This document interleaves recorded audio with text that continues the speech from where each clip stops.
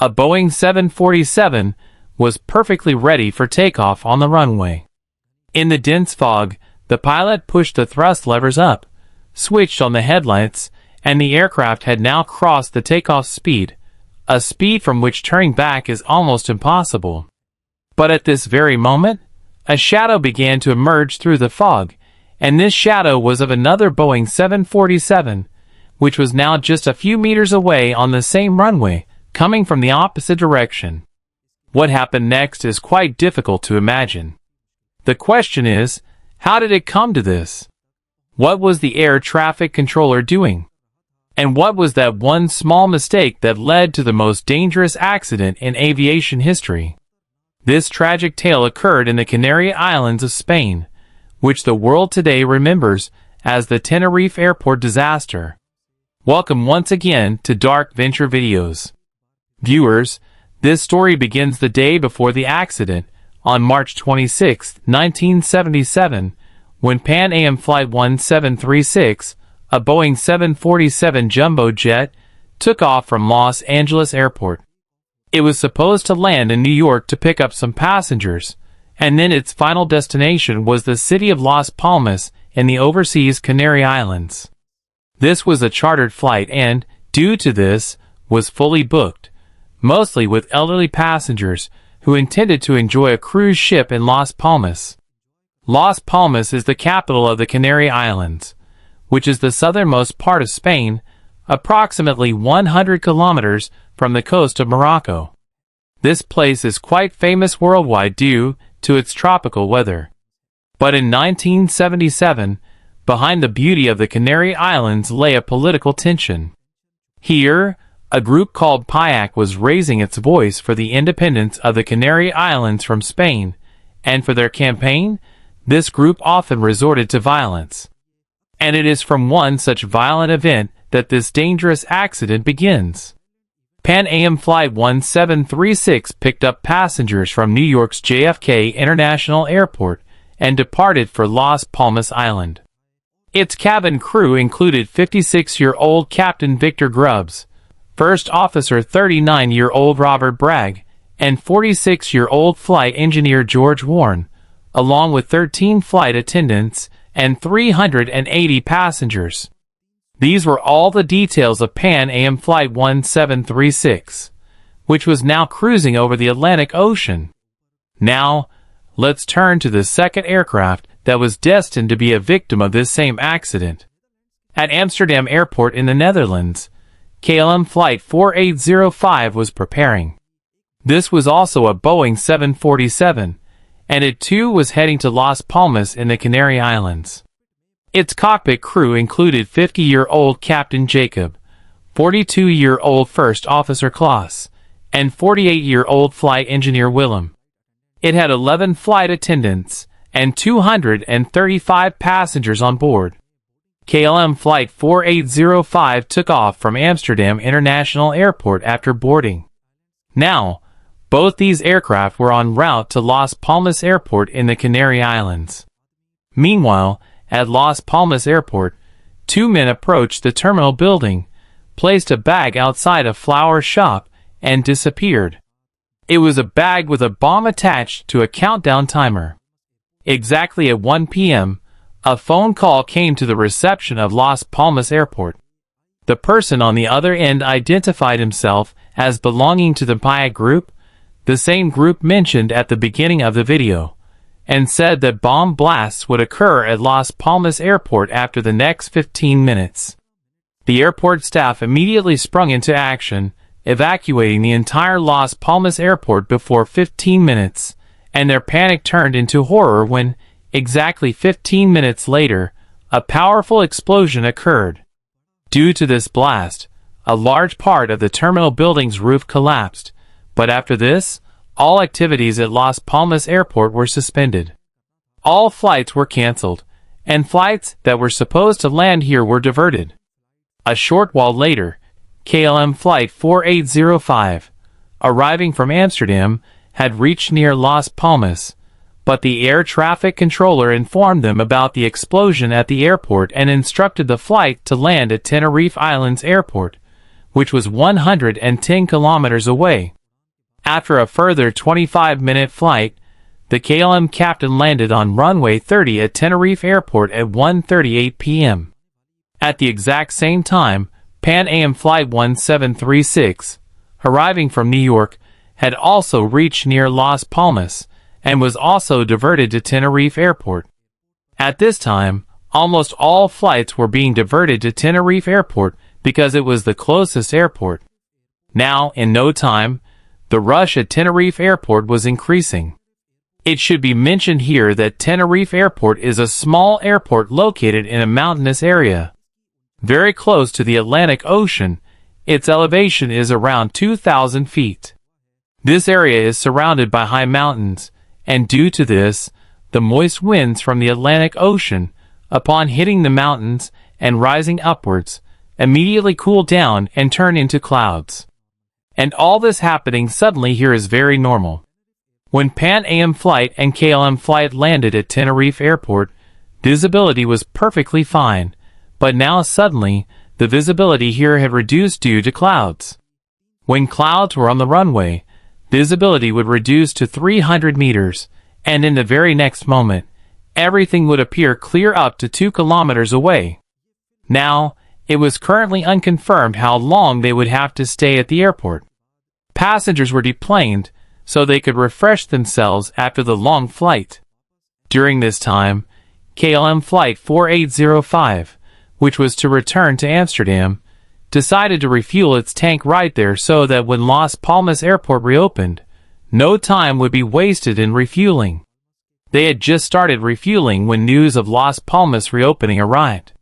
Both flights reboard passengers, but the taxiway was blocked due to KLM's refueling. Tenerife Airport is a small airport with only one runway, one taxiway, and one apron where the terminal is built, which you can see in this animation. Such a high rush here was quite abnormal, especially the rush of Boeing jumbo jets. Pan Am could not leave the air terminal and go onto the runway due to KLM Flight 4805's refueling. They were then told that they would have to wait near the terminal until KLM's refueling was complete. At 4:45 p.m., KLM's refueling finished, and the captain began preparing to move off the taxiway. Now, since the apron was filled with other aircraft that were also blocking the taxiway, to reach the east end of the runway for takeoff, the controller instructed the KLM pilots, who were parked on the very west side of the taxiway, to taxi on the runway itself, go to the extreme east end, make a 180-degree turn, and prepare for takeoff.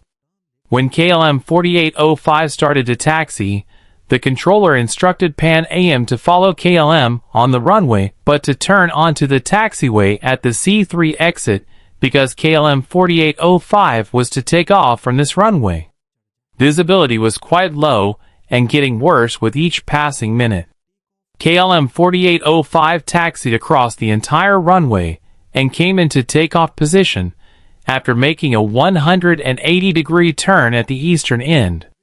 Pan Am's pilots also started to taxi on the runway, but due to the fog, they could see the C1 and C2 exits but missed the C3 exit because the C3 exit was going back towards the apron. Perhaps that's why they couldn't see C3. Secondly, Tenerife Airport also lacks sign markings. Runway exits usually have indicators on the tarmac, but these sign markings were missing here. When Pan Am Flight 736 was crossing C2, at the same time, KLM 4805's captain asked the control tower for takeoff permission, and from here, a series of back-to-back confusions began. Both planes were not visible from the control tower due to the fog, nor was a radar system installed at this airport.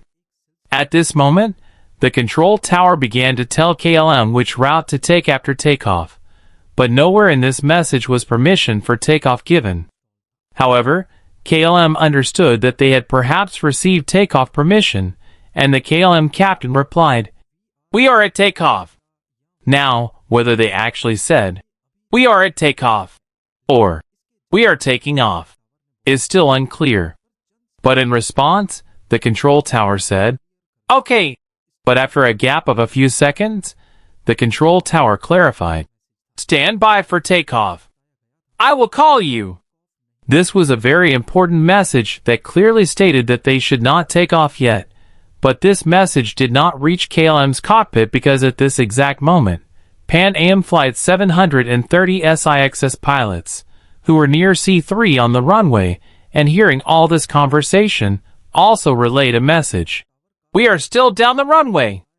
This means that the control tower's message to KLM to stand by and Pan Am's message were both relayed at the same time, due to which only a distorted sound was heard in KLM's cockpit. Pan Am Flight 736, which had now unknowingly crossed C3, was told by the control tower to inform them when they exited the runway, to which Pan Am's pilots replied, Okay. But by this time, KLM Flight 4805's captain had pushed the thrust levers up, believing that permission from the control tower had been granted. Now, at this point, KLM's flight engineer had heard the message given by the control tower to Pan Am Flight, and he immediately told the captain that they were still on the runway, but for some reason, the captain perhaps misunderstood something else in the noise and just said, "Oh yes," and continued the takeoff. Due to the fog, they could only see an area of 300 meters. During this, suddenly Pan Am's pilots saw headlights appear through the fog on the runway. At first, they thought perhaps the KLM flight was stopped, but in the next moment, they realized that it was rapidly approaching them. They immediately tried to turn the plane, but it was too late. KLM's right engine tore through Pan Am's first-class section. The landing gear also broke, and the plane crashed 150 meters away on the runway, erupting in a horrific fire because its fuel tank was completely full, so the intensity of the fire can be easily imagined. All 248 passengers on board perished on the spot. Pan Am Flight's passengers didn't even get a chance to think about what had happened. First-class passengers died on the spot, but many economy-class passengers below got a chance to escape through the hole in the roof. Many saved their lives by jumping from a height of 20 feet. Out of 396 passengers on Pan Am Flight, only 61 survived. Perhaps more people would have survived, but due to the fog, the control tower became aware of this accident after some time, and that too when another aircraft standing on the apron saw flames erupting on the runway and informed the control tower. Rescue service vehicles also could not move very fast due to the fog. In this accident, a total of 583 lives were lost in the blink of an eye. In the investigation, the cockpit voice recorders of both aircraft were examined, and that's where all the details you've seen in this video came to light. The investigation team concluded that a chain of events was behind this accident. First, the bomb blast at Las Palmas, then KLM blocking the taxiway by refueling its tank at Tenerife Airport.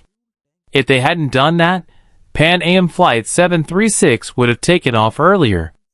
After that, the sudden reduction in visibility and Pan Am missing the C3 exit. But the investigation team held the crew of KLM Flight 4805 responsible for this accident because, after all, they continued the takeoff without permission, even though the flight engineer had stopped the captain 5 seconds earlier. The Tenerife Airport disaster proved to be a wake-up call for the entire aviation industry. After this accident, many changes were seen in the aviation industry. Call signs were changed, their rules were altered, radar was made mandatory at all airports, and the presence of holding points and indicators on the runway was declared essential. Today, there are 2 airports on Tenerife Island. Where this accident happened is the northern airport, while a new airport has also been built in the south, which has a lower elevation, and visibility there is not affected by clouds and fog. We hope that you will also like and share this dark venture video generously. Thank you very much for your lovely comments. See you in the next fantastic video.